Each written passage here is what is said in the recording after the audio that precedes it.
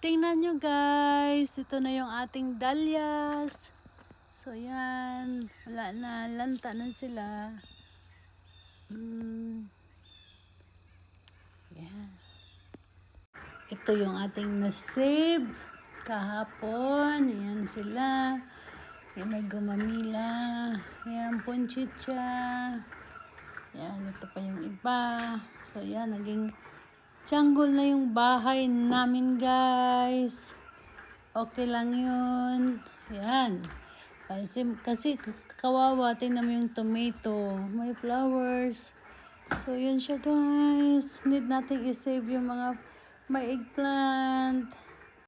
At ito pa. Maganda. Kagaya ko. So yun siya guys. Pinasok kasi sayang. So you see. May flowers. She's beautiful like me. Kaya yun guys. Love you, love you, love you all guys. Thank you so much for watching. Yay!